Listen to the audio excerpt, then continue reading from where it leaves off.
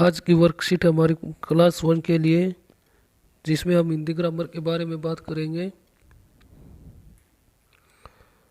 तो सबसे पहले हम इसमें शब्द की परिभाषा है वो उस बच्चों को बताएंगे कि शब्द क्या होते हैं। दो से अधिक सार्थक शब्दों के समूह को शब्द कहते हैं। जैसे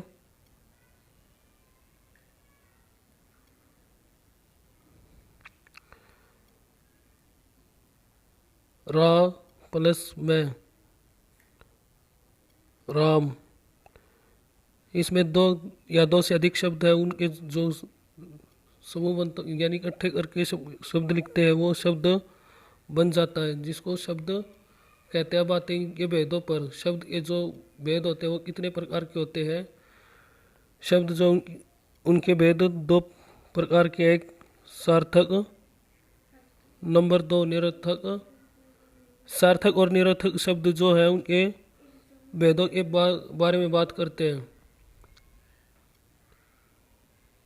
सबसे पहले आता है अर्थ के आधार पर, दूसरे नंबर पर बनावट व्युत्पत्ति के आधार पर, तीसरा आता है स्रोत इतिहास के आधार पर, चौथा रूप या प्रयोग के आधार पर।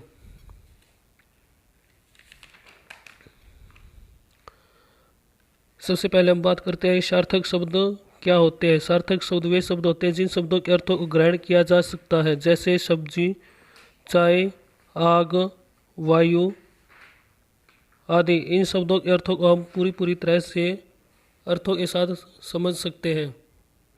नंबर 2 निरर्थक शब्द वे शब्द जिन शब्दों के अर्थों को ग्रहण नहीं किया जा सकता, यानी उनका किसी भी हाल में कोई अर्थ नहीं निकल सकता, वे शब्द निरर्थक शब्द कहलाते हैं।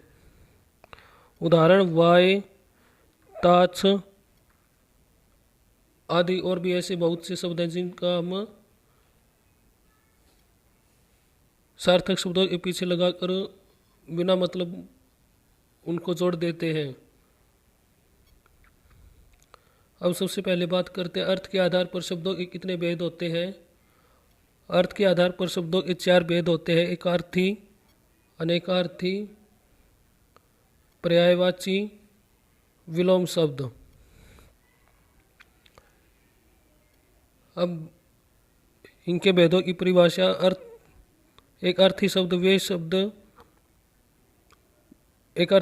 शब्द होते हैं जिनका केवल एक ही अर्थ प्राप्त होता है,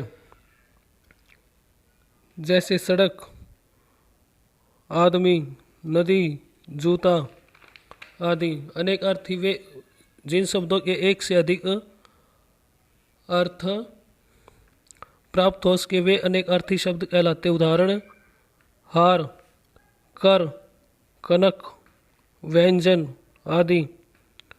पर्यायवाची शब्द वे शब्द जिन शब्दों के ही समानार्थी अर्थ निकलते हों वहाँ पर्यायवाची शब्द होते हैं, जैसे चंद्रमा, चांद, चंद्र, दिवाकर।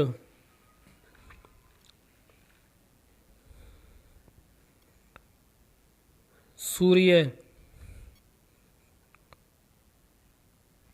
रवि, दिनकर, सूरज।